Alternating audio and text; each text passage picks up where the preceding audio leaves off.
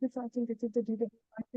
Just give me one moment to set it up. Yeah, we're good.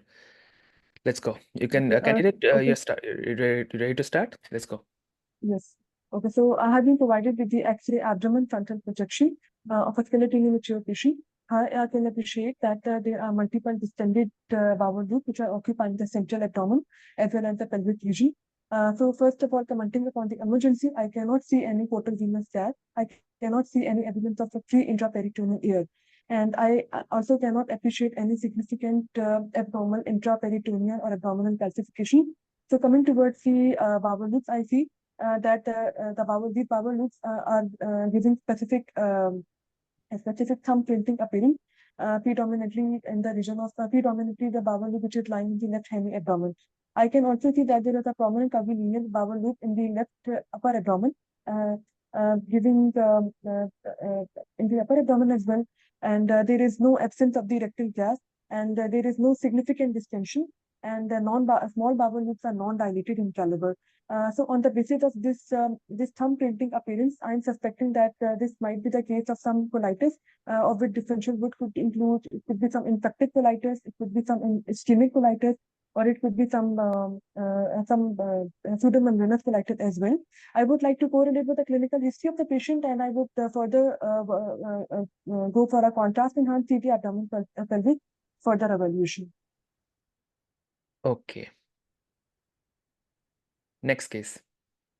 Okay, so this is the X-ray chest frontal projection of a skeletally mature patient. Here I can see, first of all, I would like to comment on the lung field. I can see the prominent reticular shadowings are noted in bilateral lung fields. And bilateral lung fields appear to be minor reduced, which could be due to secondary to suboptimal inspiratory effort. Bilateral hyla appears to be unremarkable, and the cardiac fields and the cardiac size is also within normal limits. There is normal stomach bubble appreciated. There is no pneumoperitoneum. There is no pneumothorax, or there is no pneumomediastinum as well. I'm trying to spot the abnormality here, but I can see that there's certain prominent reticular shadowing in the bilateral upper zones. You can ignore that. You can ignore that. Okay, commenting among the bones, I can see that the bone density appears to be slightly reduced, and bilateral scapula and the clavicle show no abnormality. And coming towards the ribs, I cannot see any specific. Uh, I I cannot see any specific rib injury here. So I think bone osseous structures are also unremarkable. There is an undefined some retrocardiac opacity on the left side, just above the left hand diaphragm. There could be multiple causes for this opacity. This could be some infective etiology. This could be some pneumonic patch, or this could be some. Can you ask for control? Then I Yes, would like you to show me where you think this opacity is. I requested, sir. Yeah, just click once and you'll Okay. have control. Okay, so I'm suspecting this could be some retrocardiac opacity, irregular retrocardiac opacity on the left side. Is it though? I mean, you can sort of trace them. They're all the different branches of the lower lobe of the pulmonary artery on the left side. Okay, okay. Bilateral hyla also appears to be unremarkable, and I'm looking at the review areas, and these review areas are shown appears to be unremarkable. Uh, so, uh, so I'm trying to look at the bones, and there is CP angle, which could be due to pleural CP or the pleural That's effusion. barely covered, so you don't have to worry about that. But I'm looking at the vertebral bodies, and the vertebral bodies normal to me, and I'm unable to spot any kind of abnormality here. So Okay, I, okay. I have a doubt. Yes, I'm unable to Yes. spot. There is a certain calcific density areas in the region of lower, in the visualized lower part of the neck. I'm spotting here. There must be some Uh, calcific density areas. This could no, be no, no. some thyroid pathology. No, there's not. The neck is fine. There is I'm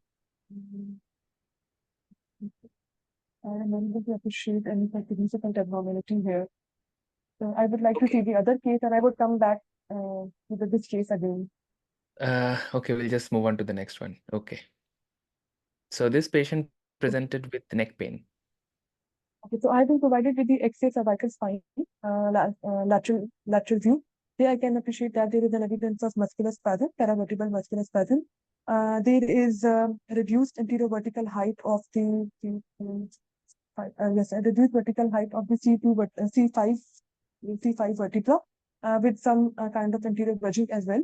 There is mild irregularity of the anterior superior end plate of the C5 vertebra as well, and there is reduced C4, C5 intervertebral disc space.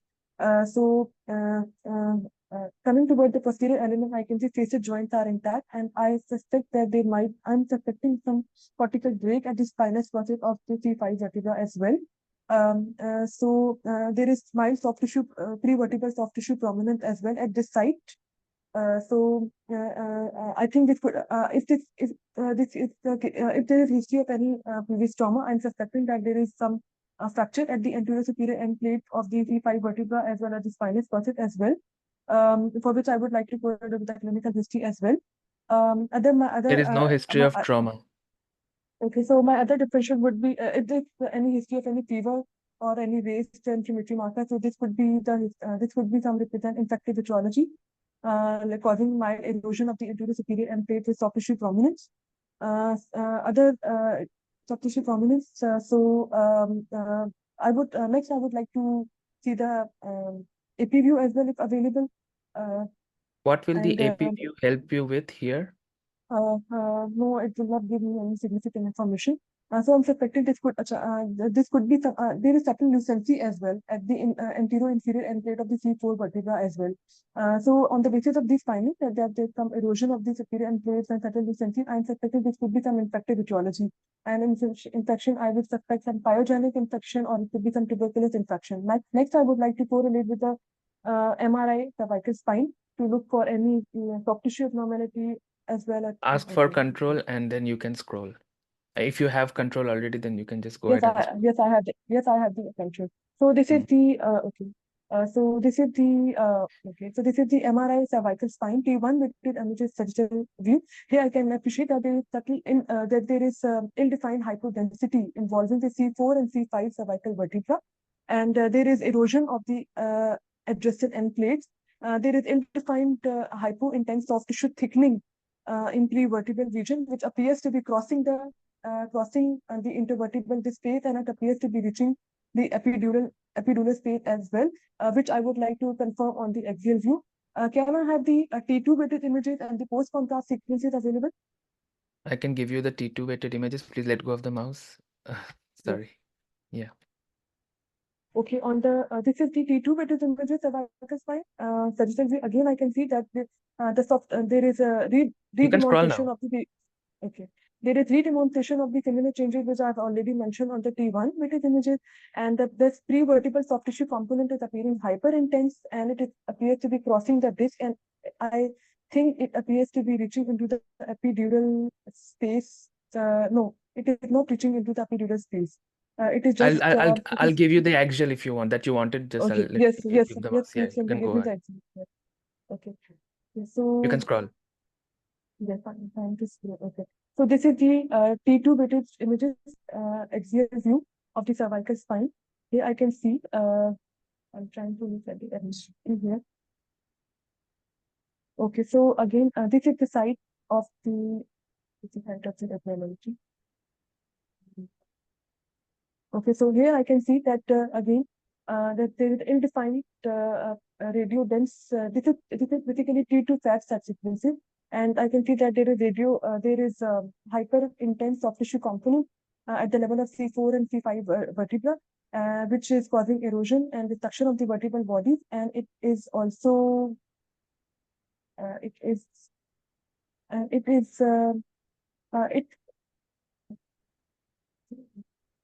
I'm trying to look. Yes, it is showing mild epidural extension as well, mild extradural epidural extension as well. However, I can see that there is no significant compression of the spinal cord. And on the basis of these findings, differential would include some infective changes. Other differences could be some metastatic involvement, because these vertebral bodies are also appearing hypointense. So I'm suspecting these bodies, vertebral bodies, could be involved by some metastatic process Do with you associated. routinely evaluate vertebral bodies on an axial T2 weighted image? No, T1 weighted images, sir. These So vertebral bodies are appearing on T1 weighted images, hypointense. So there is kind of some marrow is this changes a as well. is this a T1 weighted image that you're looking at? No, 5 more this minutes. is not T1. So if This is not so T1 weighted image. can you let go of the mouse? Yes, yes. I would like to see the post contrast. There are no post contrast images. I've shown you all the images that you have seen. Okay, so yes, this is the T1. I think these vertebral bodies are appearing hypointense.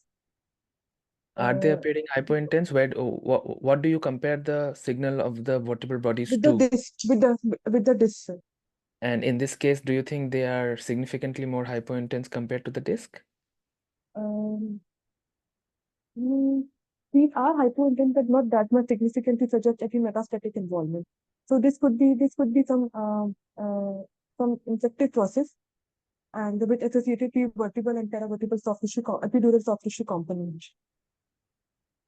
Okay. But there is no significant spinal tenosis. I would like to review the rest of the spine as well, to see if there's any focal abnormality, or there is other abnormality at the other levels as well, and correlate with the clinical history of the patient as well.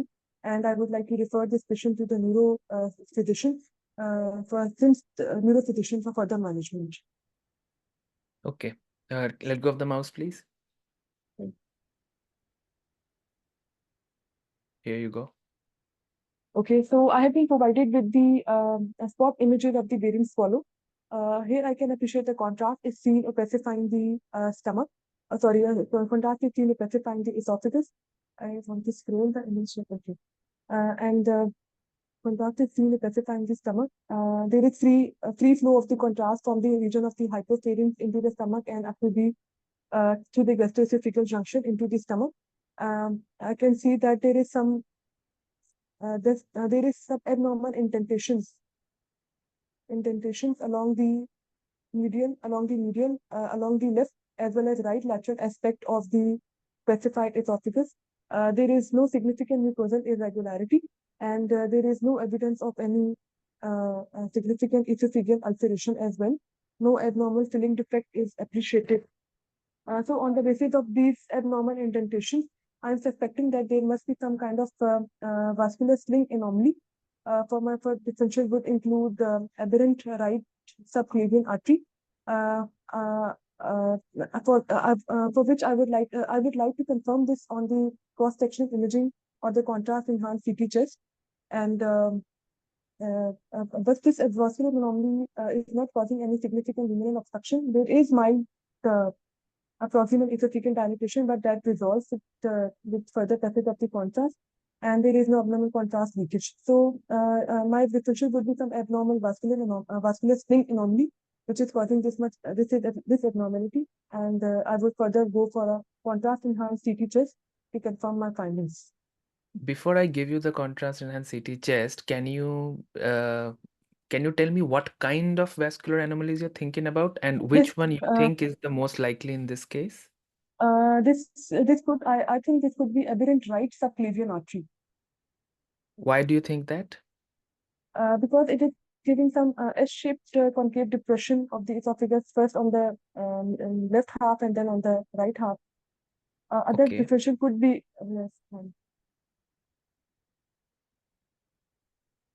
What else can this be? other differences could be aberrant left pulmonary artery. Aberrant left But pulmonary artery. but I'm uncertain on this spot on this variant swallow. I would like to correlate my findings with the contrast enhanced CT chest. Can you let go of the mouse, please? If I give this to, before the CT, if I give this to you, can you narrow down on your differential? So this is the I think on this spot images I see that there is right-sided aortic arch. So I think this could represent the aberrant left subclavian artery. Yes, aberrant left subclavian artery. Okay, so this is what you wanted. You can scroll. Okay. Okay, so I have been provided with the contrast enhanced CT abdomen axial view. Here, the most striking abnormality I see that the aortic arch is noted on the on the right side, and aortic arch is noted on the right side. So I'm primarily focusing on the branches of the aortic arch. So yes, so I think there is the aberrant left Can you show me where subclavian the artery. artery is? The aberrant artery? Okay. Time is up. Time is up. This is the aberrant left subclavian artery, which is passing posterior to the Yeah, esophagus your and time giving is up. Your therapy. time is up. Your time is up, unfortunately. Let go of the mouse, please. Yeah. Yes. Okay. So, Nikhil, you can then Yeah, sure. Yeah. give me a moment. Yeah. Okay. I'll just stop sharing. Give me one moment. Yes, okay. You ready, candidate one? Yes, Sanjay. Yeah, cool. So let's go. Yeah, this is your first case. Okay, so I have been provided with the XHS frontal projection of a skeletally mature patient. Here I can appreciate, first of all, I would like to comment on the lung field. I can see the visualized lung field appears unremarkable.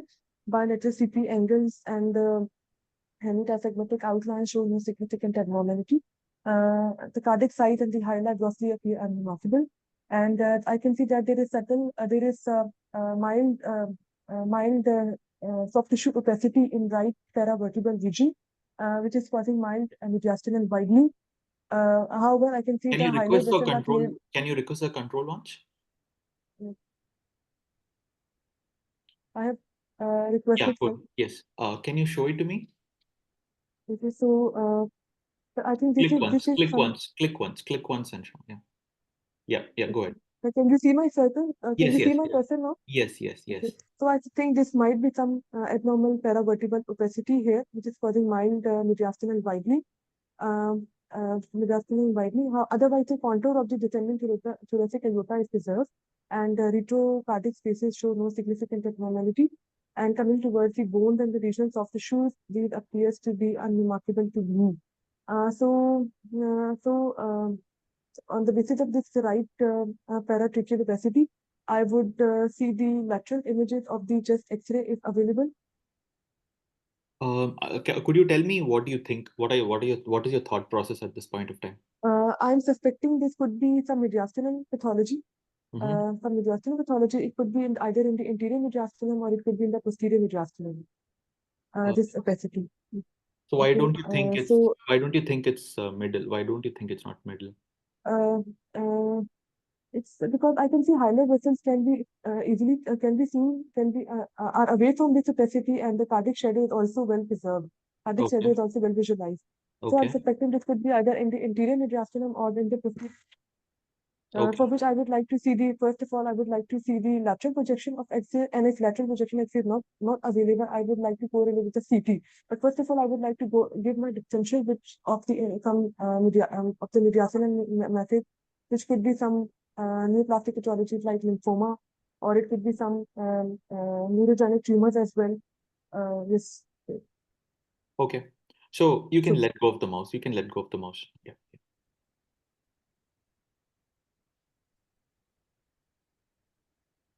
Yeah. Go ahead. The same patient. okay, so I have okay, so this is the same patient. Okay, so I have been provided with the PET images of the same patient. And I think the PET images, I can see that there is a focal area of intense uptake in the region of hemithorax in midline, and focal uptake is also noted in the region of, I think, clavicle. I'm suspecting this could be the left clavicle, I guess, and this is the left clavicle, and there is a focal uptake in the region of left parasternal location as well, and there is focal up. This is the normal cardiac shadow. Focal uptake in the this is the normal up cardiac shadow, and the focal normal excretion of the contrast is also noted in the bilateral pelvic calyceal system and the bladder as well. Abnormal focal uptake is also noted in the few of the abdominal regions as well. So I'm suspecting these focal updates in the region of thorax and the abdomen could represent some metastatic lymph nodes. You can scroll. You can Okay. scroll. Okay. Sure. Okay, so this is the PET CT of the same patient. I can see that there is a focal area of intense uptake. Intense uptake in, I think, Yes, I think in I think it's for paratracheal region. Yes, it's paratracheal region, or in the could be the paravertebral region, just above the So do above the you think this was the same? Do you think this was the same pathology that we were seeing on the X-ray? Yes, I was this focal area of intense uptake is corresponds to the opacity, which I Okay. have already mentioned on the chest X-ray. Mhm. But I think it is located in the middle mediastinum. Okay. It is not in the interior. It is not in the interior mediastinum or in the posterior mediastinum. And focal area of uptake is also seen in a few of the thoracic regions. This Uh, focal area uptake, this could right. represent So some lymph nodes. correct. My So differential, yes, the problem with this patient is that this patient has presented with neck swelling at this point of time. So what would okay, you like to do next? neck swelling. Yeah, So this could be sudden some onset neck neck swelling. swelling. I am unable to see any significant pathology in the region of the neck. You can leave the Neck mouse. You can leave swelling. the mouse. Yeah. No, I'm saying that the patient suddenly presented with neck swelling. It was not there since until last week, and then suddenly presented 2 days back. So it is a possible that this pathology or this mass lesion is compressing the superior vena cava, which is causing Okay. significant venous distension, and patient So how presented can you with the neck confirm it? swelling. How can you confirm it? I would also, confirm about this pathology or the neck distension, sir. Yeah, you can leave the mouse. You can leave the mouse. Yeah, you can scroll. Okay, contrast. Okay, so this is the contrast enhanced. I have been provided. Okay, so I have been provided with the contrast enhanced CT chest axial view. Here I can appreciate that there is an ill-defined, poorly marginated, infiltrative soft tissue density lesion, which is predominantly occupying the middle mediastinum. And if this opacity is causing significant obstruction of the superior vena cava, predominantly in its distal half. And I think it also appears to be invading into its lumen. So this soft tissue opacity is causing superior vena cava obstruction, and superior vena cava obstruction, and it is also causing uh, uh, it is also causing mild encasement of the right pulmonary artery. No significant obstructive effect is noted on the right main bilateral main bronchi. My differentials would include some metastatic pathology in the middle mediastinum. Other differentials would include some lymphoma, or it could be some germ cell tumor as well, germ cell tumor, metastatic germ cell tumor, or other differential, yes.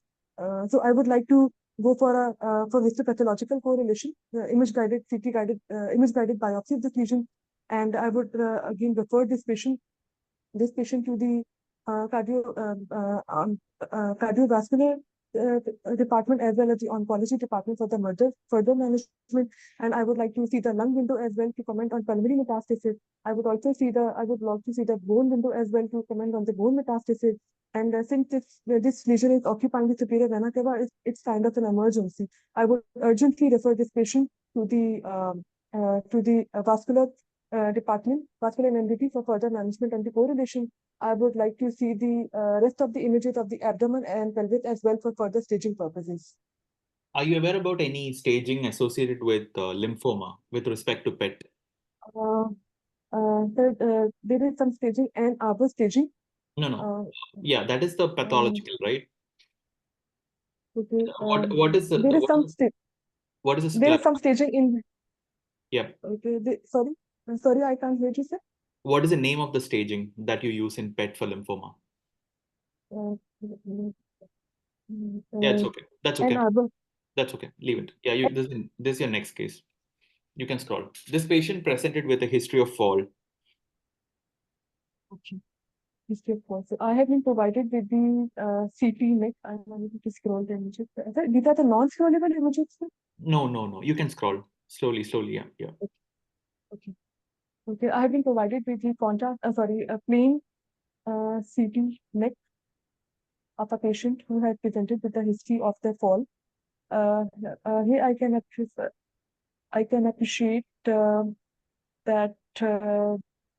You can appreciate. Since this patient had presented with a history of fall, I would like to see the bones as well. But I would, I'm suspecting some bony pathology in the bony fracture on the soft tissue window. But I would like to confirm and further evaluate this on the bone window.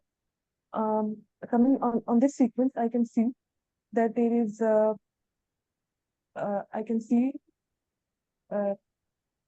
there is mild soft pre-vertebral soft tissue swelling. Where? Can you show it to me? Can you show it to me? I'm trying to look at the images. I'm trying to look at the images. So this is the okay. Okay, so can I have the bone window, please, first of all comment on the phony fracture which I'm looking at here. But I can see that there is some indefined infiltrative soft tissue thickening in the left paravertebral region. Okay. Okay. What are your other review areas? Okay, yes, I'm trying to look at the cord and Okay. I actually have some problem in scrolling the images. So I'm trying to focus on the pathology, but That's fine. Can I give you another sequence? yes, please. Yeah, go ahead. Yes. So this is the again, this is the cervical spine CT sagittal view. There I can appreciate that there is diffuse thickening of the diffuse thickening and ossification of the anterior and posterior longitudinal ligaments. There is a diffuse syndesmophyte as well, and there is squaring of the vertebral bodies as well. I can see that there is a transverse fracture through the, I think through the 2, 3, 4, 5, 6, 7. Yes, there is transverse fracture at the level of C6 and C7 vertebra, which is also extending up to the posterior elements of these two vertebra as well. And there is mild anterolisthesis as well of the C6 vertebra. So I'm suspecting this is the case of the ankylosing spondylitis with associated chalk stick fracture at C6, C7 level. This is a surgical emergency. I would urgently refer this patient to the neurosurgery department for further management and stabilization of the cervical spine, because this fracture is also causing mild compression over the spinal cord as well.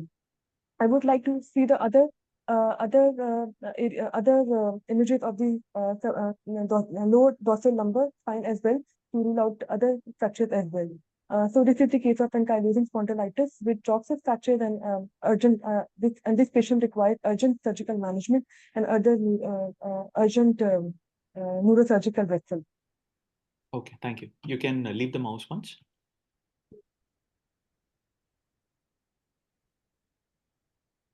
Okay, so I've been provided. This is your next case. Yeah. Okay, so I have been provided the are these non-scrollable images, sir? Yeah, it's a non-scroll. It's just a spot image. Okay. I have been provided with the spot images of the retrograde ureterogram. Here I can appreciate contrast is specifying the anterior as well as the anterior urethra as well as the bulbous part of the posterior urethra as well. And I can see that it is diffused intraposition of the contrast into the periurethral veins as well. And I can also appreciate that there is some irregular contrast extravasation as well, just beyond the bulbous urethra. And no significant passage of the contrast into the urinary bladder is seen. There is significant intraposition of the contrast into the pelvic veins as well. And so I'm suspecting this could be the case of the traumatic urethral injury. I'm looking at the bone to comment on any fractures, which I am unable to appreciate on this single spot images. So I would like to review the other spot images as well to accurately comment on the spot images, to accurately comment on the pelvic bone fracture. Yeah, I can give you another spot image. I can give you another spot image. Okay. So this is the spot images of the same patient. So on this patient, on this image, I can see the contrast is specifying the anterior as well as the posterior urethra as well, and there is a significant narrowing of the posterior urethra involving the bulbous and the membranous part. So I am suspecting this is. So where do you think? At what level do you think this structure is? This structure is lying at the bulbous part of the urethra and the which is reaching up to the bulbocanine junction. And I'm suspecting this is a. What do you think the etiology is?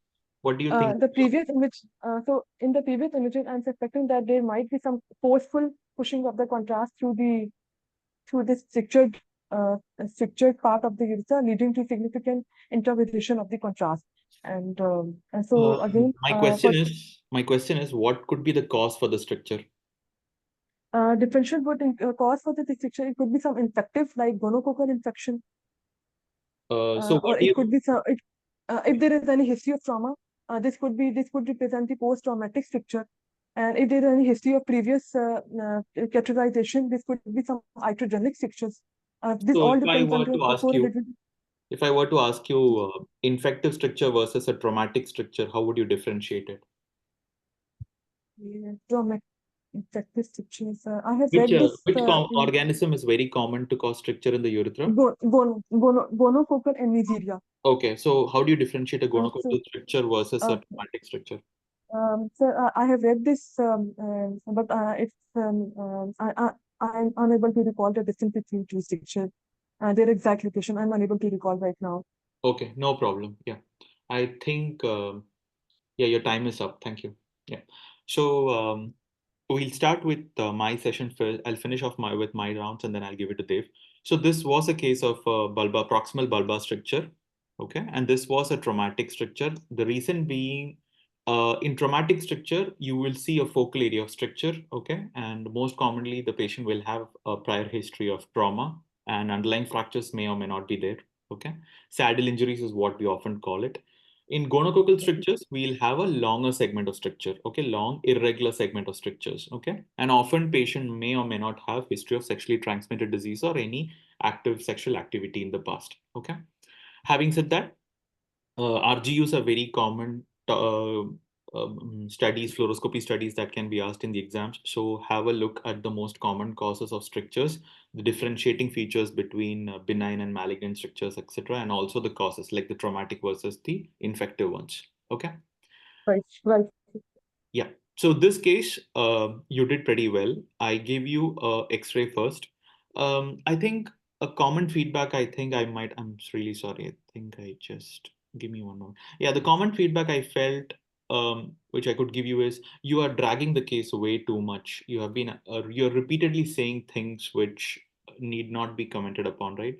You can Okay, wind up the case quickly.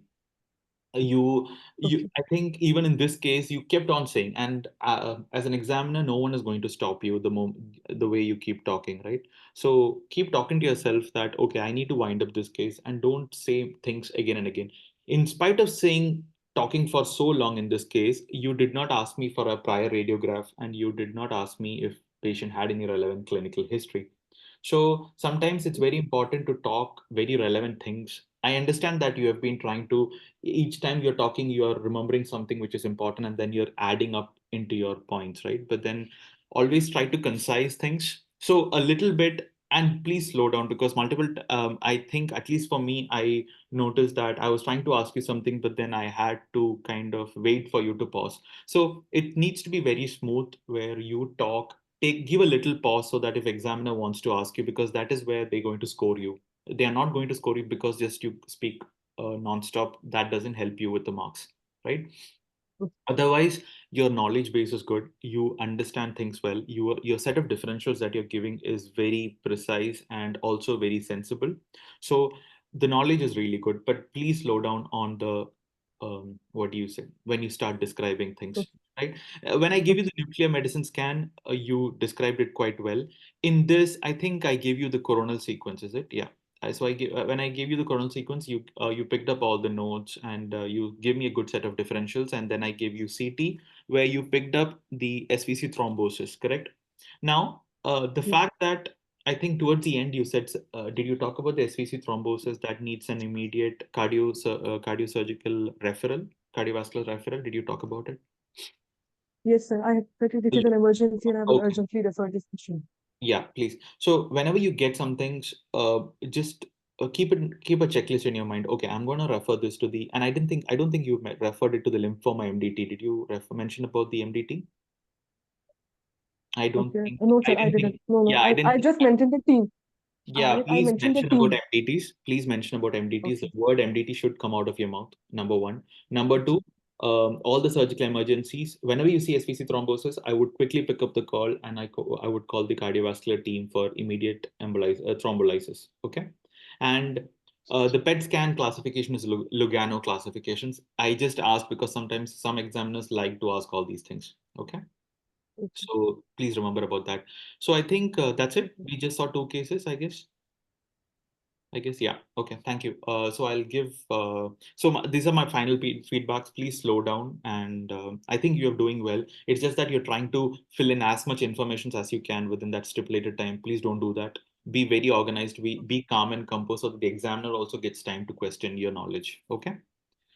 Okay. Okay. Dev, I'll stop sharing. You can take over from here. Thanks. Yeah, okay. One moment. This was the first case. Yeah. So before I give you feedback about the cases, just like Nikhil said, I have written this down. Your speed needs to be worked on. Not the speed at which you're presenting your cases, that's okay. But you need to take, I don't know, give sort of gaps between when you're switching from one finding to the other. Just a little bit of a gap so that if an examiner wants to ask you something, they get an opportunity. They will never interrupt you in the middle of a monologue. They never do that. So you're essentially taking opportunities away from them. Do not do that. And number two, and this is general advice for anyone who's listening, mouse control is something that takes up time even in the actual test. So remember to let go of the mouse as soon as you're done scrolling.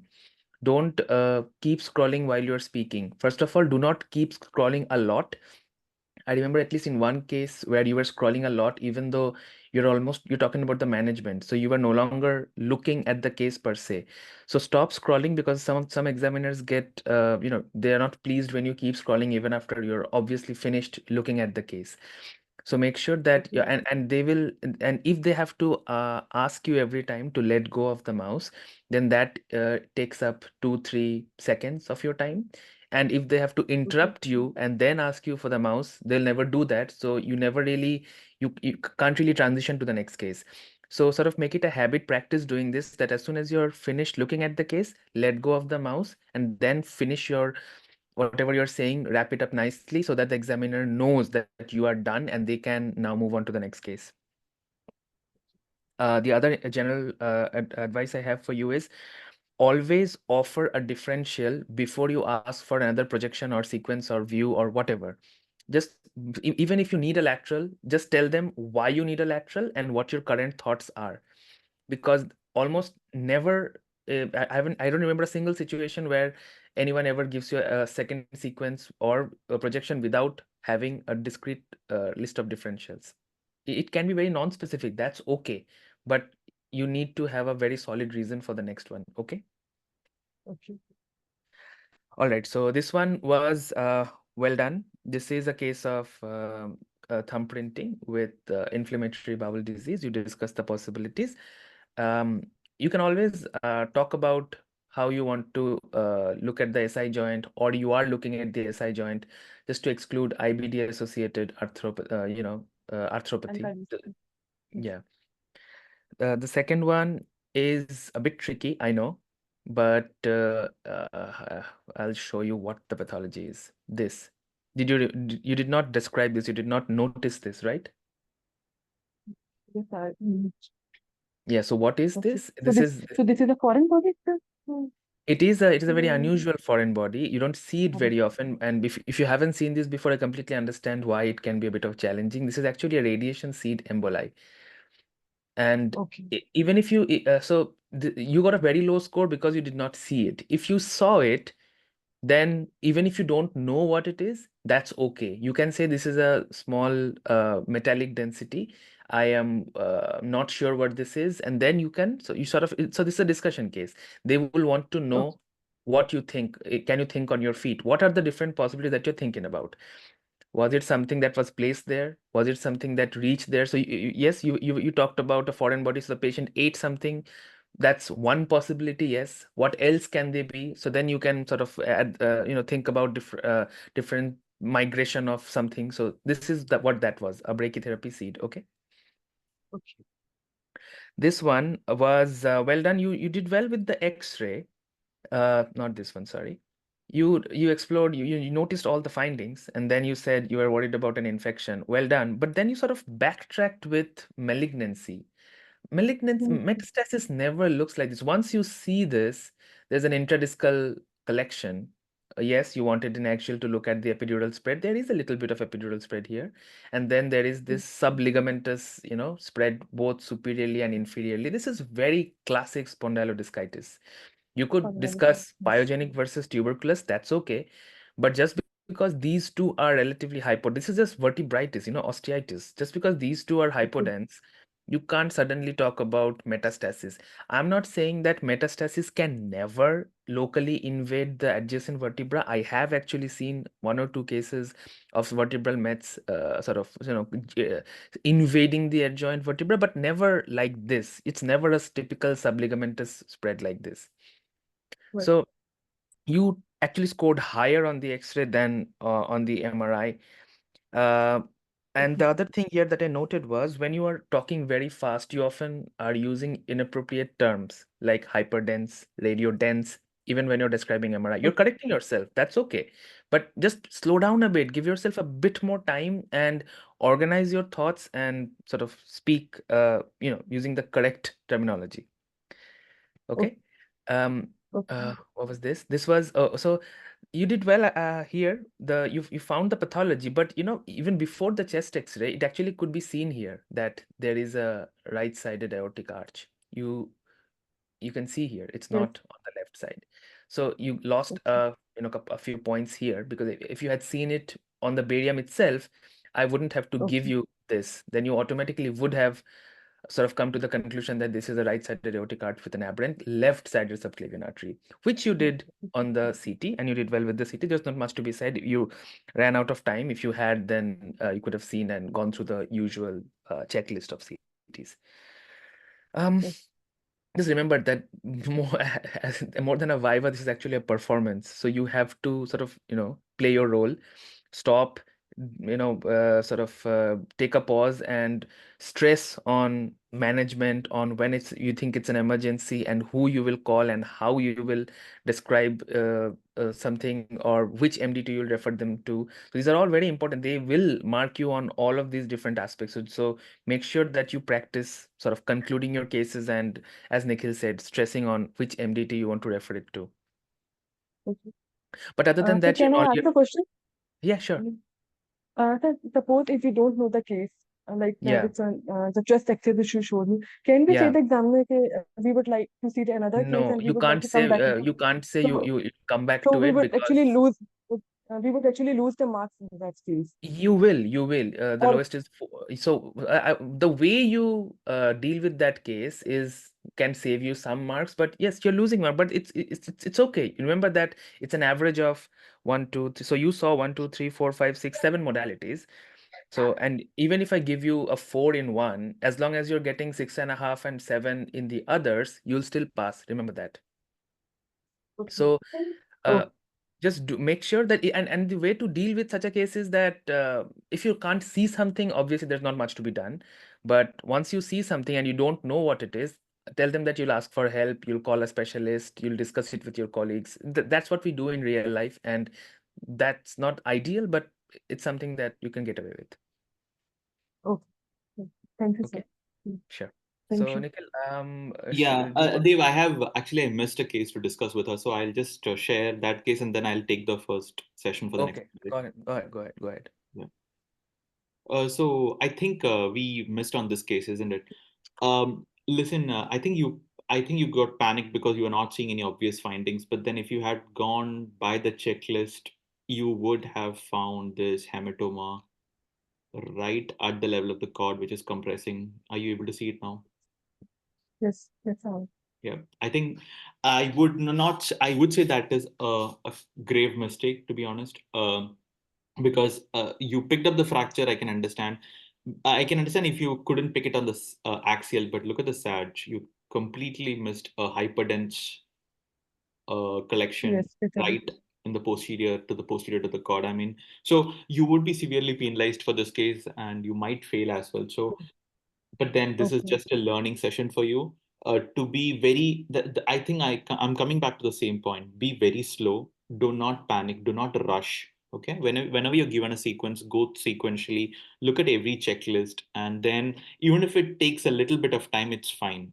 Okay, because now you just rushed through this case and you just wanted to end the case and you've missed a major finding, correct? So please don't do Okay. that. Take this as Okay. a positive criticism and please work on that. Otherwise, No, no, yes, it's you're a very solid candidate. So don't be disheartened if you have not done well in a couple of the cases, but then otherwise you're a very good candidate. Please working hard. Please keep working hard. I think you're for the September, is it? yes, I know. I have Yeah, an exam in September. September. Yeah. All the very best. I think you will do well. Yeah. Thank you. Thank you. Thank you. Yeah. Bye. So, candidate B, are you Yeah, ready? I'm here. Sure. Okay. So your time starts now. This is your first case. Provided with a AP radiograph of an adult hand, and the most apparent finding here is that of mild dislocation of the proximal carpal row. The hand is positioned obliquely. However, I'm looking closely for any obvious fractures. I can see that there is a fleck of bone adjacent to the distal radial diaphysis, and also I can see that the scaphoid bone and there is another speck of bone adjacent to the triquetrum. So in my routine practice, I would ask for the history of this patient and ask for other orthogonal views or if other additional supplementary views are available to Oh, evaluate this further. yeah. I have a lateral view for you. Okay. Provided with the lateral view of the same patient, I'm trying to look for the alignment.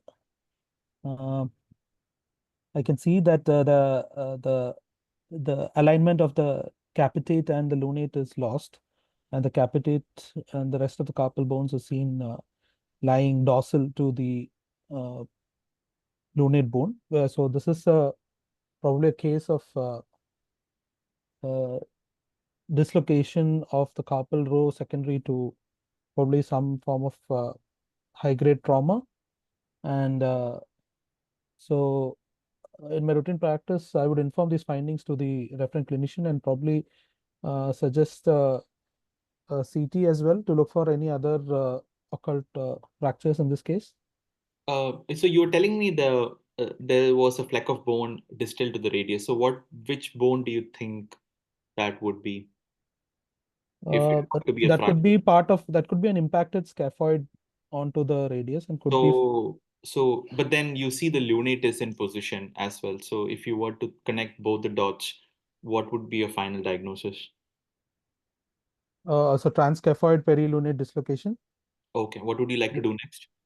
I would inform this urgently to the clinician. It requires emergent management because it can have significant long-term complications. Sure. Okay, this is your second case. You can request for control. Okay. Yeah. Yeah, thank you. Yeah, you could Yeah. scroll the images and tell me what you feel. Yeah. Provided with the barium study, probably a child, and You can click and scroll. I think you can click and scroll. Yeah. yes. Yeah. Provided with multiple images, I can see that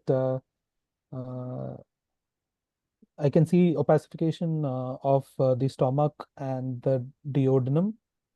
I can see that the DJ flexure lies to the left of the vertebral column, and I can see that there is a rounded uh, rounded opacity, rounded collection of barium at probably at the duodenojejunal. One second, I'll just try to see. Yeah, in one of the there are only okay, yeah, there are 3 films, is it? Yes, yes, yes. Okay, so That area is normal. This patient basically had difficulty. He had abdominal distension and recurrent vomiting. So okay. Yeah, I can see there is transit of barium into the distal jejunal loops. okay. I can I'm trying to look for any obvious extrinsic lesions or any intrinsic filling defects. I'm unable to see any. I can see that the You can look at the uh, other images as well. okay. Can I show you the apt image so that it can help you? Yeah. Yeah. Do you see any Okay. abnormality in this film? Okay. In this film, probably in the proximal duodenum, I can see that there is some Can you show it with your mouse? this here. No, that you can ignore. It's normal. Anything else? Okay. I'm looking at the rest of the film for any abnormality. But this wouldn't be significant because we can see transit in the Correct. other Correct. other Yeah, you fields. can ignore it. You can ignore that. So Anything I'm unable to find any obvious abnormality here. I would discuss this with one of my colleagues in the department in my routine practice. Could you trace the stomach contours for me? Uh, okay, so probably there is a defect crater here. Okay, yeah, but then you that looks fine. Yeah. Anything else? Uh, and What do you think about there's the? an overall reduction in the Okay, so rugal folds of the stomach. okay, I'll just show you. Just look at these two images, and do you see any other abnormality? Let's focus on the distal stomach. Okay. Uh, the distal stomach. Okay, no problem. Yeah, that's fine. That's fine. That's fine. It's okay. Let's go to the next case. That's fine. Perfectly fine. So you can. I think let's not do this. Yeah, let's do this. This patient presented with swelling in the breast. Okay. I'm provided with the craniocaudal view of. There's no side marker here. So Yeah, this is the of the left breast breast. Yeah, this is the left of breast. the left breast. Yeah. I can see that there is a partly well circumscribed uh, mass lesion in the retroareolar region. Uh, in my routine practice, I would review the MLO views as well. I can see that there is some nipple retraction, associated nipple retraction, and subcutaneous thickening in this case. Um, so in my routine practice, I would review the other views as well, and before commenting further, and plan for an ultrasound to look for further characterization of this lesion. So you asked for an MLO view. So this is the MLO view. Okay. Provided with the MLO view, I can see that there is a well-defined hyperdense lesion, which is abutting the subcutaneous You mean plane with radiopaque lesion? You mean radiopaque? radiopaque lesion with subcutaneous thickening as well as probable infiltration of the underlying pectoralis muscle. Mm-hmm. So So what would you? How would you score this? so I would score this as probably as an M5 lesion and send this patient to the one-stop breast clinic to plan for biopsy Okay, and ultrasound and biopsy for further evaluation. sure. Okay, this is your next case. You can scroll. Okay. Provided with a nuclear medicine scan.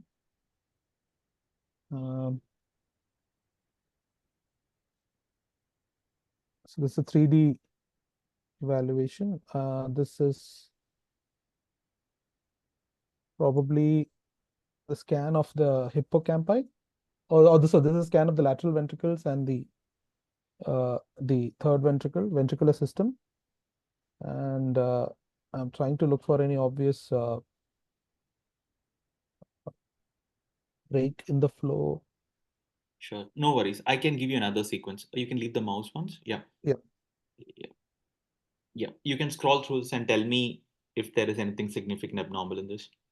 Okay. Provided with CT perfusion, or sorry, of a PET scan. I can see that there is normal uptake in the basal ganglia. I'm looking through the rest of You can go back to the deep gray matter region. the That deep is the gray area. matter Yeah. region. Yeah. So what do you think if so the that we see in red, what does it give you information about? Does it mean Regarding it's an increased uptake or a decreased uptake? probably increased uptake. Okay, so if you were to compare it on either sides, where do you think the abnormality is? Mm, it's almost near symmetrical, But probably still, more on the right side, more on the correct, right side. correct. So if it is on the left side, what do you think is abnormal? If it's on the left side, which part of the deep gray matter do you think is involved? Uh, Maybe the globus pallidus, the caudal aspect. Correct, correct. So what do you think, which condition do you think is associated with globus pallidus atrophy? Globus pallidus atrophy, uh, dementias, like Correct. Which dementia? Alzheimer's. More specific, anything else? Uh, If I were to tell you that this patient also has walking difficulty okay. with tremors. Parkinsonism. Okay, okay, great. Yeah. So this is your next case. You can click and scroll. Okay. Provided with You have 4 more minutes. Yeah, please go ahead. Yeah. provided with the DSA images.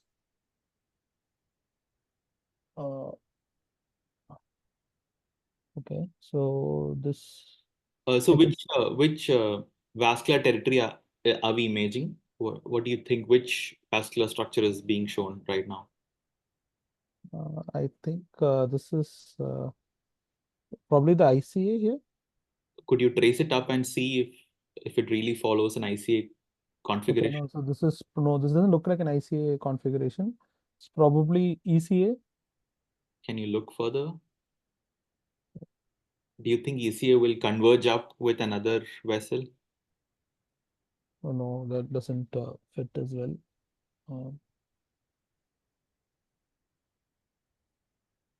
Okay, so this is a vertebral Yeah, angiogram.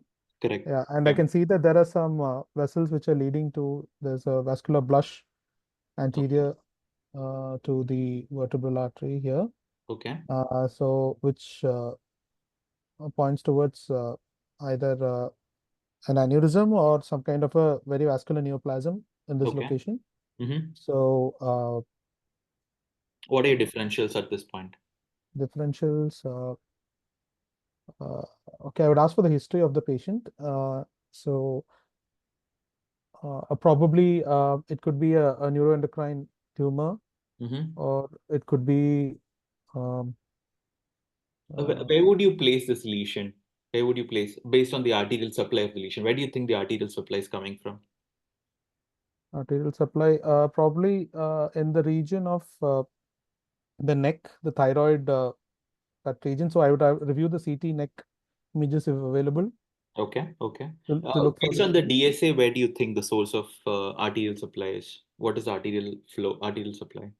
If you It is scroll, it is being supplied by the vertebral as yeah, well as what branch of vertebral? uh,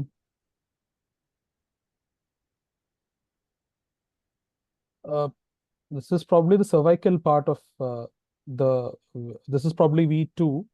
Right. Yeah. So some branches from the V2 are supplying it, Okay. and Okay. Okay. So what are your differentials? differentials. First would be a lesion, probably a malignant lesion with vascular supply. Second would be a vascular anomaly. Okay. Uh, it could be a spinal DAVF, or if it is in the spine, it could Okay. be some arteriovenous fistula, AV malformation Okay. in the Okay. spine. I have the same patient's abdomen imaging. One sec. Okay, yeah, I can see an intensely, uh, yeah, Yeah, you okay, can scroll through this image and tell me. okay. So there is an selected MR uh, axial image which shows a lesion in the left kidney, solid lesion in the left kidney in the posterior aspect. I would scroll through the remaining images. I am unable to scroll. Yeah, wait. I think Yeah, sorry, it's a spot image. I'm so sorry. Yeah, one sec, 1 sec. You can leave the mouse. 1 sec. I'll give Okay, you. I've left. Yeah, yeah, yeah. Anything Mm, else? I think you've already picked up the lesion in the Yeah, left kidney, correct? yeah, And and if I were to show you an MRI of the same patient, okay, yeah. So this could be like probably metastasis from that lesion, hypervascular metastasis in the spine. I can see multiple lesions in the brainstem as well as the cervical spine, and I can also see a syrinx below in the thoracic spine and another enhancing lesion in the thoracic spine. So this correct? could be, so kind of putting both together, the primary renal lesion with hypervascular metastasis Okay, is one possibility. okay. What could Uh, be another possibility? Another If I possibility were would, to tell you that this patient on ultrasound showed pancreatic lesions, yeah, your time is up. I'm so sorry about that. So, okay, Dave, I'll stop sharing. You can take over. Yeah, sorry, give me a minute. Okay. All right. Viva 2. Okay. So can you see this? yeah, Okay, one moment. Let me just fix this. Getting some kind of an issue here. Show the meeting. Okay, so let's start. So this is a patient who had a motorbike accident, and then he had a foot X-ray. Here you go. okay, yeah. Provided with an AP radiograph of the foot of a 40-year-old who had an accident, motorbike accident. I'm looking closely at the bones to look for any obvious fractures. Can we zoom the images if possible a bit? Honestly, you don't need to. Okay, I can see that there is a focal defect in the distal phalanx of the great toe with You some can ignore that. You can ignore that. soft tissue. Okay, I'm looking closely at the Lisfranc joints here, not seeing any obvious major dislocation. I would look at the other oblique as well as the lateral images also. I am looking closely at the tarsal bones and the distal fibula. I can see a suspicious lucency in the distal fibula. And that's projectional. You can ignore that. Okay, I'm looking at the metatarsals, the phalanges here. I'm not seeing any obvious cross fractures. Um, so I would, in my routine practice, I would review the other projections as well before making a final comment. I'm looking at the oblique projection. While you are reviewing this, the orthopedic calls you and tells you that the patient has a lot of pain in the midfoot and he is worried about something in that region. All right. So I would focus more on the midfoot region. Mm-hmm. I am looking closely at the metatarsals and the distal tarsal row. I cannot make out any obvious fractures. I would go back to the frontal projection. Mm-hmm. Yeah, going back to the frontal projection. I'm so sorry. Let me just, yeah, you can keep watching it. I'll just fix it. Okay. Looking at the frontal projection closely. There seems to be I'll just pause the timer for a minute. Let me just quickly fix it. Sorry. okay. Yeah. Yeah, you can go. Yeah, timer is continuing. Yeah. So yes, what Yeah, were you saying? yeah. A probable suspicious contour abnormality in the calcaneum. There's a fleck of bone adjacent to the calcaneum, No, that's soft tissue. soft tissue. So There's some swelling there in the soft tissue. The fat planes look abnormal in that region, and even the navicular bone, the medial aspect also appears. The contour appears a bit The navicular is normal. So what would you do next? So, so the patient is symptomatic and had the trauma. I would usually ask for some form of cross-sectional imaging, like CT, for further evaluation to look So closely. you talk to the radiographers and they say that the CT is busy right now. Is there anything else that can help you apart from CT? And keeping in mind that this was a high energy trauma, a motorbike accident where with midfoot pain. Or maybe stress views, if Stress available. views, correct? Yes. So Or you're given stress views. Here you go. is I'm it? so sorry. I I'm don't so think sorry. it is projected. Oh, damn it. I'll just Yeah. yeah, sorry. I didn't know why it's happening today. Yeah, I've paused the timer, so yeah, take your time. Yeah, I've paused the timer too. I will stop sharing. Wait. Tu-tu-tu.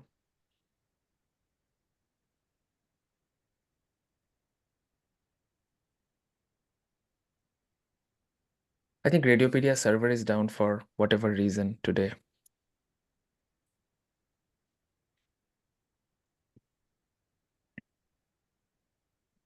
Is Radiopedia working for you, Nikhil, right now? Yeah, it is. It is. Do you Good. want me to show the rest of the case if you're stuck? My cases are open, thankfully. Yeah, yeah. If you want me to show one or two cases, it's fine. Yes. Except a couple of cases where I wanted to show the history. Those are the ones that are not. So if it's working for you, can you just Absolutely. No problem. People have commented that Radiopedia is down. yeah. It is currently down. Yeah, I can do it. Maybe one or two cases if you want later. I can always switch back. Okay, cool. Okay, so I think let's go to the next. I think we've seen this. We've seen. I think I've currently paused, so it's okay. Let me just quickly see how many cases I have left that I wanted to Sure. show. Okay. 1, 2. I think I'll just start with this. Meanwhile, you can have a look. Yeah. Yeah, 3 of my cases are. Oh, not really, because Radiopedia is all down. I have like 2 cases which are currently good to go. Okay, you can start. Let me figure it out. Show him. Sure, yeah. So this is your case. I have a set of images for you. You can go through the entire set. You can tell me when you want to see the next image. Okay, I just request. Okay. It's not a scrollable image. Yeah, it's not a scrollable image. It's not a scrollable image. Okay. I'm provided with a radiograph frontal projection of the abdomen in an adult patient, and the most apparent finding here is that of high radio density circular object seen in probably in the proximal duodenum. And looking at the rest of the abdomen, the bowel loops appear to be grossly normal. I'm looking at the liver contour. I can see that there's significant osteopenia. It's probably an elderly patient. Not seeing any abnormal lesions in the bones or any portal venous gas or any free air. So in my routine practice, I would ask for what kind, and there's an annotation which says that it is after an hour. So routinely, I would ask for what procedure has been done. So this is after 1 day. Okay. Yeah, so you can see that the previously noticed pellets are now in the distal small bowel, and one of them is seen in the ascending colon. So this is probably part of a study to evaluate the bowel. This is after day 2. Day 2, okay. So you can see that it's further ascended up, and the most distal pellet is at the level of the hepatic flexure, almost, or the proximal transverse colon. And this is at the end of day 5. Okay. Yeah. So they have not progressed further. They are still at the level of the ascending colon. So yeah, In fact, you so have to which tell me suggests that what study are we basically looking at? Probably this doesn't look like a typical capsule endoscopy. Okay. This looks like probably some study to assess the motility of the Okay. bowel or look for any obstruction. So there is some obstruction at the level of the transverse colon as the pellets have not progressed. So this is the day 7. Okay, so at day 7, we've seen that the pellets is reaching up to the splenic flexure. So there is a delayed transit, almost 2 days, to reach from the proximal to the descending colon. Okay. So what do you think? What are you aware about any study which is related to this? um, No I am problem. aware So of what do you capsule think? endoscopies. I'm not sure about any other No worries, no worries. So what do you think this study could be done for? And what can be excluded, what can be included? study. It would have been probably to look at the motility and any site of obstruction So how do you assess the site motility in this case based on these hyperdense structures that you're seeing? based on the location, how they are transiting through the bowel, and Okay. how long they take to transit each Okay. part Okay. of the bowel. Okay. No problem. No problem. Yeah, let's go to the I'm next not one. aware of this study. I have No you problem. might Nikhil, I hate to interrupt you, but You my can do it. cases are back. Sure, Yeah. sure. Okay, okay, I'll stop now. Yeah. Yeah, thank you for picking that up there. Okay, I'll just share my screen. So we'll quickly go back to where we were. This is what the stress view, the weight bearing view that you wanted. Okay, yeah. So the weight bearing view shows an obvious widening at the level of the proximal metatarsals, and which suggests there's a ligamentous injury at that level, a less frank injury. So this explains the cause of the pain. I would urgently convey these findings to the referring team, as it is an emergent finding and might require some operative management for the same. Okay, what happens if you, if you sort of miss this finding? Do you know the risk factors associated with it? If you miss it, what happens? We missed this probably the probably there might be complete dislocation and of the tarsometatarsal joints and Apart from the, okay, we'll get back to it. Okay. So the next case. So this is a child presenting with a swelling in the abdomen. If you request for control, I will give it to you. okay, yeah, I've requested. Yeah, go ahead. Right. Provided with selected spot images of ultrasound abdomen. Yeah, so I can see a well-defined, predominantly isolated hyperechoic mass in the right para-aortic location, which is causing some mass effect on the aorta. It is seen abutting the right kidney. So one of the probabilities that this is arising from either from a suprarenal location. The mass is showing vascularity as well. So yeah, so this is the left kidney appears normal. So this is probably a large right suprarenal mass in a child. Differentials would be that of a neuroblastoma or large adrenal hemorrhages can look like this as well, but I'll keep that lower down in differential. In my routine practice, I would convey these findings and probably do a staging CT of the thorax abdomen for further evaluation. Why do you say suprarenal? Because I think I can see the renal 5 more outline, minutes, 5 more. renal outline clearly here, and this mass is either probably okay. The other possibility is if it's a exophytic hepatic lesion or probably a suprarenal lesion. Okay. So you wanted a CT, I'll give you a CT. Here you go. All right. Provided with a plane study, axial sections. Okay. Oh, so I can see that there is a large perirenal kind of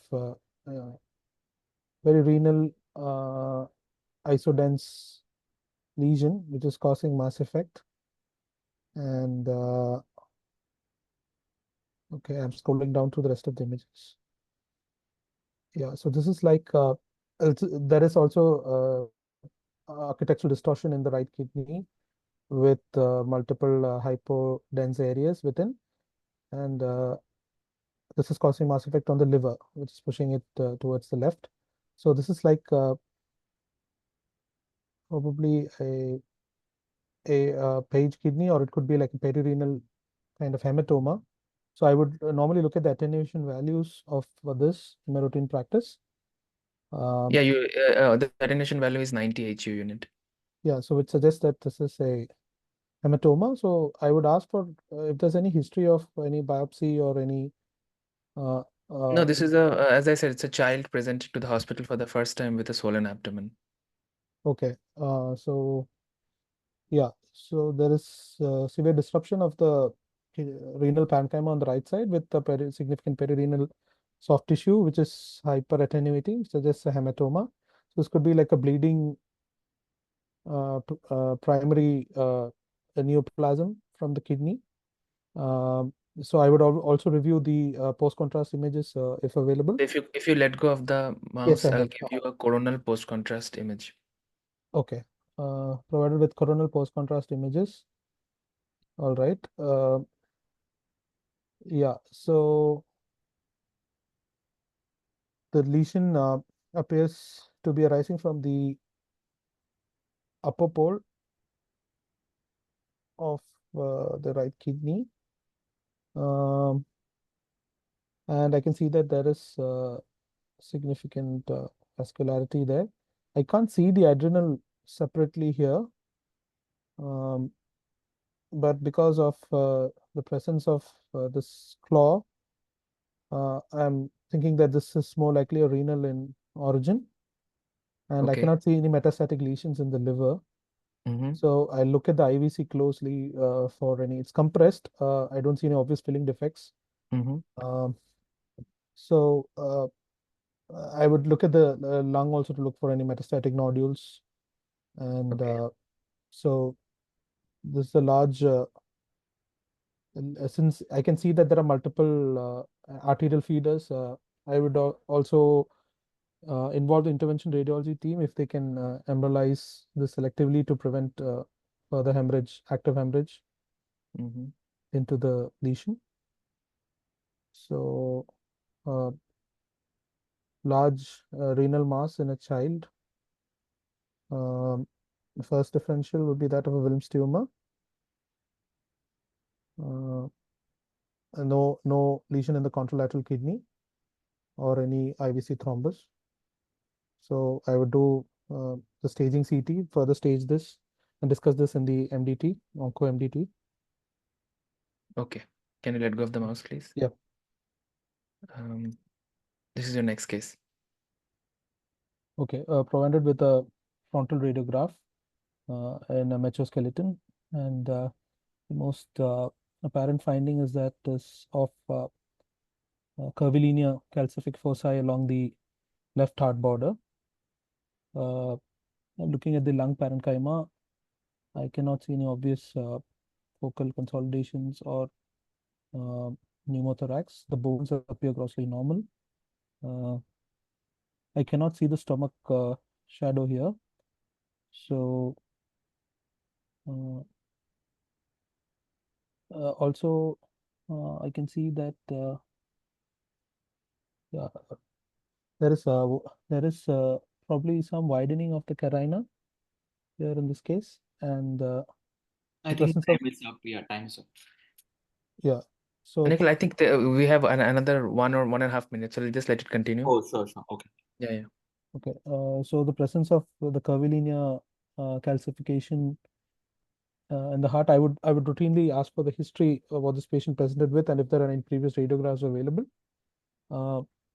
and whether this patient came in acutely or whether it's a regular visitor to the hospital.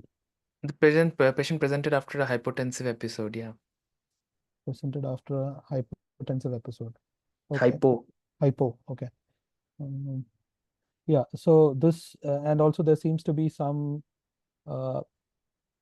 Yeah. So the presence of I can see the descending aortic shadow grossly.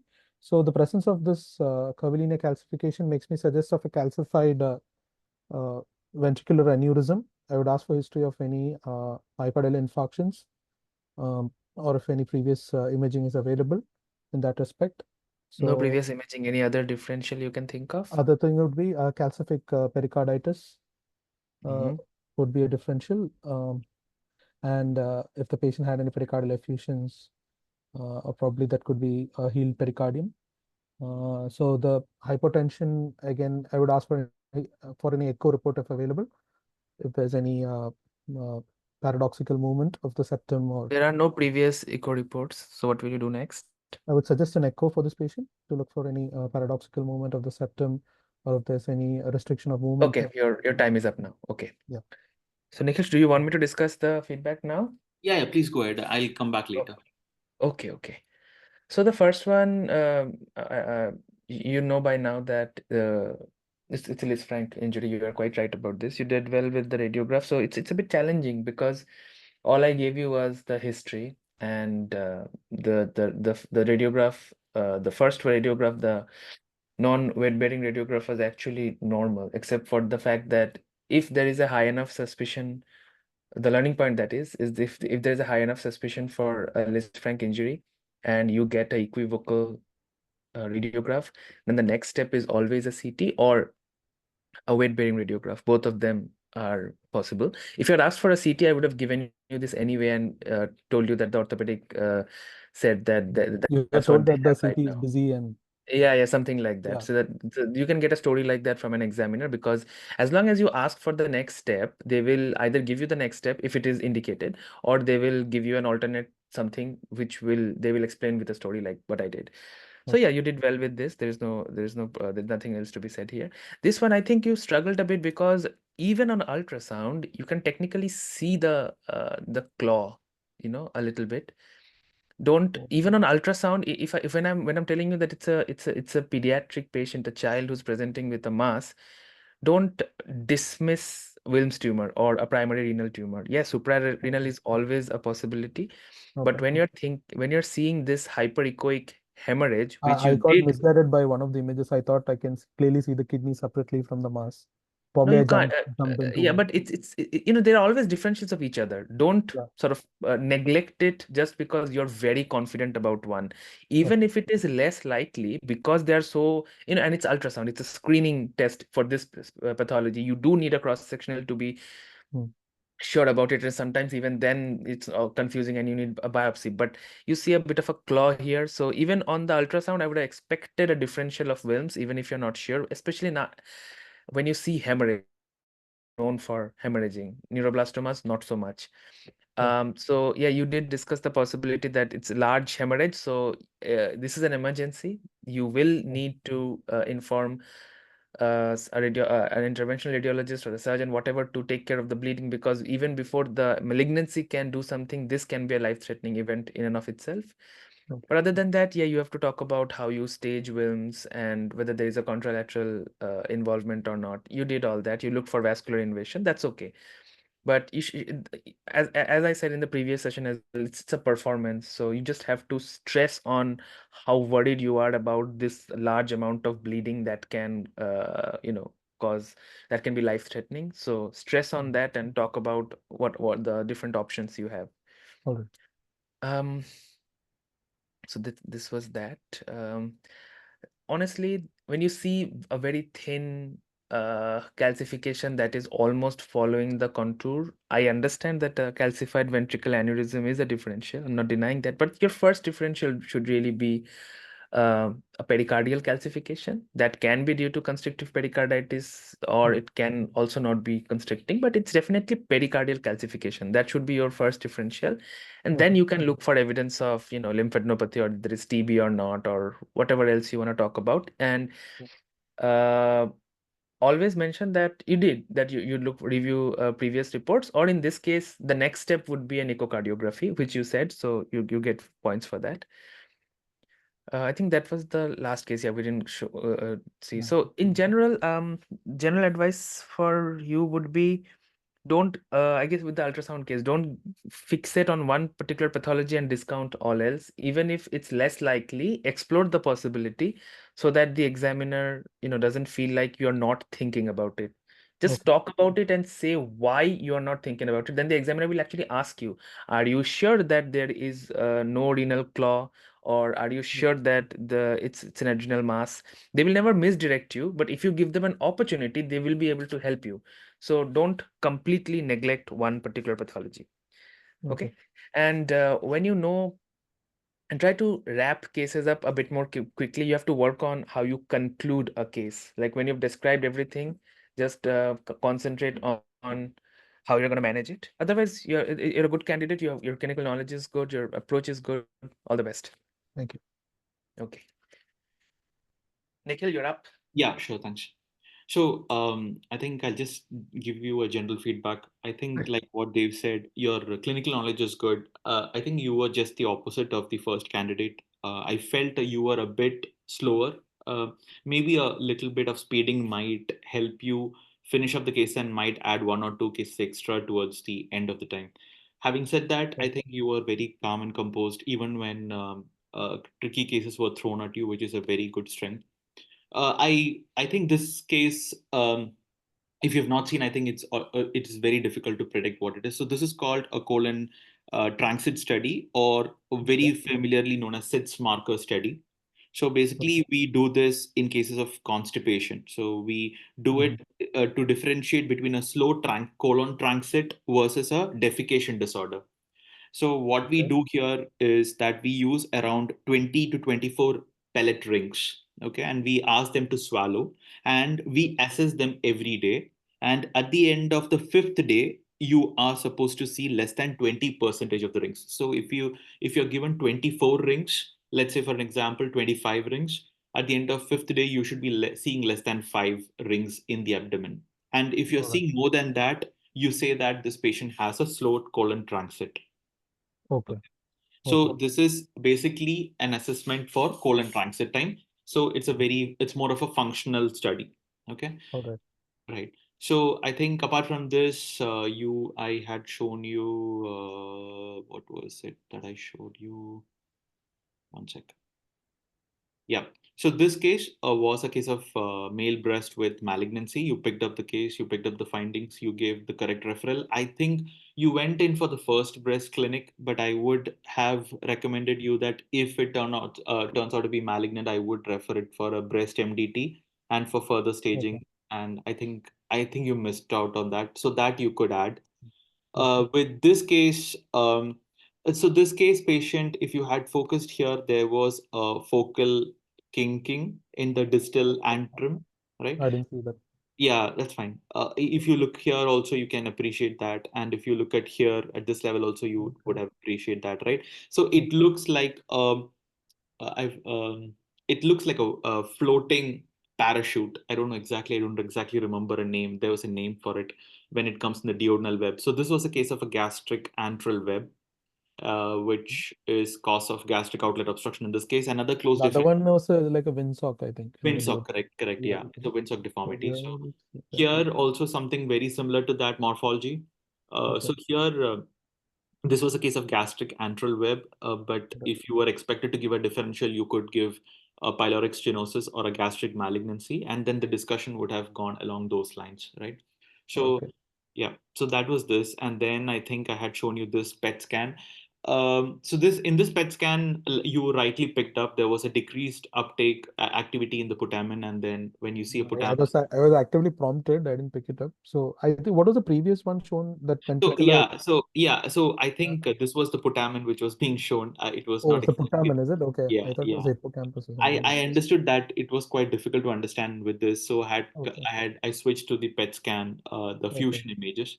Okay. So I think even if you had picked up with clues, you would still pass with 6 or 6.5 because it was PET's imaging, and sometimes you need help in such cases. So having said that, you picked up and you went in with Parkinsonism, and I think you cracked the case, so that is good. And this case, I hoped you would speak about spinal Mental. hemangioblastomas. Uh, Okay. Yeah, because VHL. VHL, because I had shown you a renal mass and then I had, Yeah. but you The were totally syringe. right. Yeah, totally right. Renal cell carcinomas are known to cause hypervascular metastasis. But Okay. having said that, when you're given a DSA image of a Mm. spinal tumor and then you're given a renal mass, so I think you should definitely pull up a differential of VHL at that point, and then you would send it for a syndromic MDT team and so on. I think even if you had spoken about RCC, I'm not sure you send it for an RCC MDT as well. I think you did not mention about it. So whatever your differentials are, please, I think keep a reminder to talk about the MDTs.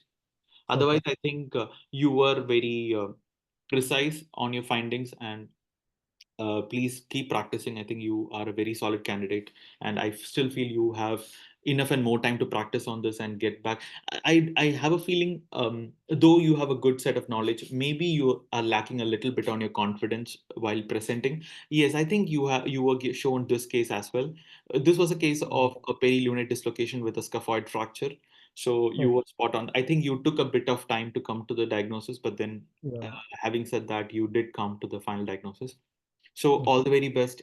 Thank you for participating with us, and I think Thank you for the opportunity. Thank you. yeah. Thank you so much. Yeah, Dave, do you want to add anything? Dave, are you there? Hi. Yeah. Yeah. Hi. Yeah. So anything? Do you want to add anything? No, I think I've given him most of the feedback. Oh, I just wanted to confirm with you for the next Thursday. I've actually had the consultant Payman who wants to do a rapids session for the audience. Oh, for the So we next can, Thursday, is it? Yeah. So yeah. So he can also do a Viva. He has been doing Vivas for some time, and so we'll announce it in the Telegram group. But it's going to be a rapid session and some Viva. We can discuss the details between us later. But yeah, so we'll just I just wanted to confirm. I was talking to him. He just called me right now. So he'll be okay. available around this time. If not, since he'll be in the UK, 3:30 might be a bit earlier for him, but I'll still talking to him. Maybe something between 3 to 5. I told him that most of our audiences are in India, so we can't do something after 5 or 10. 6 would be too late for them. Yeah, I mean UK time. So we'll just let them know. Sure. Okay. Thank you so much, everybody. So we'll wind up with the session and hope to see you on this coming Sunday again. Yeah. Thank you. Okay, bye.